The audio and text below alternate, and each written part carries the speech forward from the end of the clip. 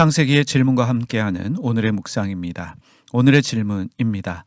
아브라함에게는 몇 명의 아내가 있었을까? 이 질문으로 우리가 어떻게 성경을 읽고 공부해야 하는지 함께 생각해 보는 시간 가지도록 하겠습니다.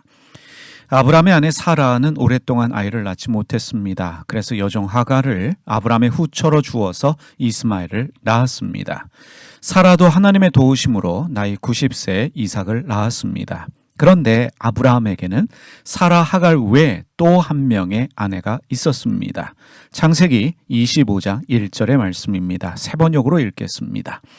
아브라함이 다시 아내를 맞아 들였는데 그의 이름은 구두라이다.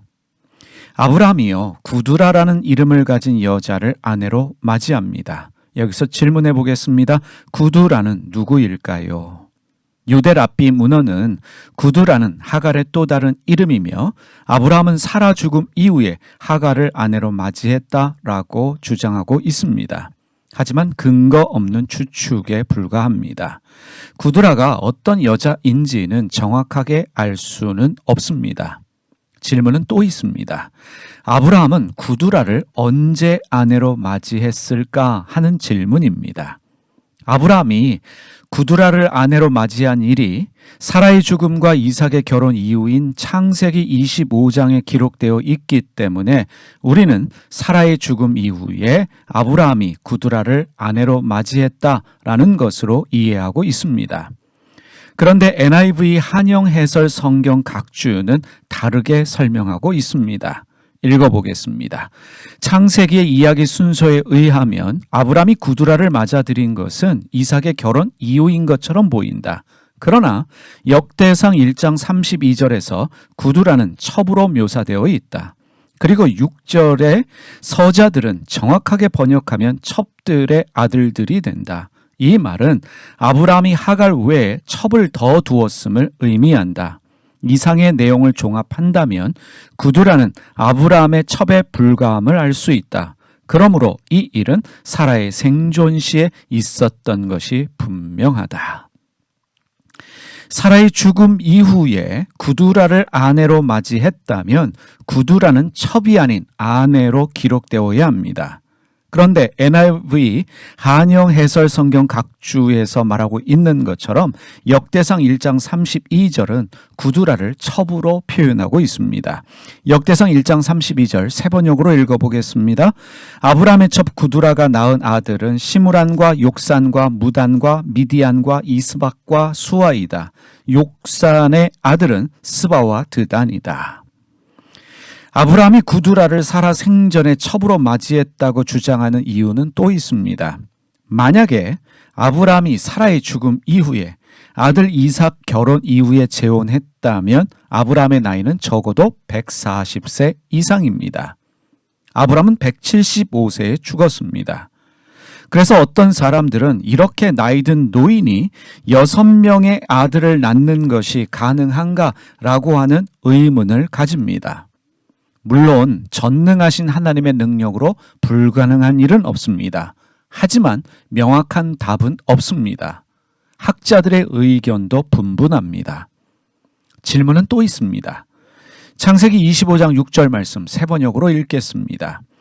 첩들에게서 얻은 아들들에게도 한 몫씩 나누어 주었는데 그가 죽기 전에 첩들에게서 얻은 아들들을 동쪽 곧 동방 땅으로 보내어서 자기 아들 이삭과 떨어져서 살게 하였다. 아브라함은요, 첩들에게서 얻은 아들들에게도 재산을 분배하고 그들을 동방 땅으로 보내고 이삭과 떨어져 살게 했습니다. 그러면 창세기 25장 6절에서 복수로 쓰여지고 있는 첩들은 누구를 말하고 있는 것일까요? 하갈과 구두라를 말하는 것일까요? 아니면 그들 외에도 다른 첩들이 있었다는 말일까요? 그리고 첩들은 아들만 낳았을까요? 딸들도 낳지 않았을까라고 우리가 생각하게 됩니다. 그러나 성경이 말하고 있지 않기 때문에 정확하게 알 수는 없습니다. 하지만 일부 다처제가 허락되던 고대 근동에서는 가능한 일입니다. 일부 다처제가 문제가 될 일도 아닙니다. 이러한 질문을 한다고, 이런 의심을 한다고 아브라함의 명예를 손상시키는 일은 아닙니다. 아브라함뿐만 아니라 모세, 다윗, 솔로몬 등 구약에 등장하는 여러 명의 사람들이 여러 명의 아내를 두었습니다. 그렇다고 성경이 일부 다처제를 지지하는 것은 아닙니다. 이 고대 시대에 일부 다처제가 허락된 이유는 단순합니다. 고대 시대에는 약탈과 전쟁이 빈번했고 이로 인해서 남자의 숫자는 줄고 여자의 숫자는 상대적으로 많았습니다. 문화인류학자들에 의하면 당시 여자는 경제활동이 어렵고 스스로 보호할 수 없었던 사회였기 때문에 일부 다처제는 이러한 사회구조의 문제를 해결할 수 있는 대안이었고 종족 번식과 공동체 유지를 위한 생존 전략이었습니다. 중세 유럽은 기독교의 영향으로 일부 다처제가 사라지고 일부 일처제가 자리를 잡아가기 시작했습니다. 그리고 현대사회에서는 여성의 교육 수준이 높아지고 또 여성의 사회 진출이 늘어나면서 일부 일처제의 혼인제도가 보편화되었습니다. 참고로 미국은 1884년 의회에서 일부 다처제를 금하는 법률을 통과시켰고 대한민국은 1948년 초대헌법에 이를 명시하여 금하고 있습니다. 지금도 일부 다처제가 허락되는 중동의 여러 나라들이 있습니다. 예를 들면 쿠웨이트, UAE, 카타르 이런 나라들이 있는데 최근 보고에 따르면 2명 이상의 부인을 둔 경우가 5% 미만이라고 합니다. 성경을 읽는 것도 중요하지만 많이 질문하면서 공부하는 것도 우리에게 필요합니다. 그리고 성경을 오늘의 윤리적 시각과 문화적 관점으로 이해하는 것이 아니라 당시 시대의 문화와 역사를 공부하면서 그들의 관점으로 성경을 읽는다면 새로운 감동과 깊이가 생겨나게 됩니다. 여러분 성경을 읽으시면서 많이 질문하시면서 공부하시기를 바랍니다.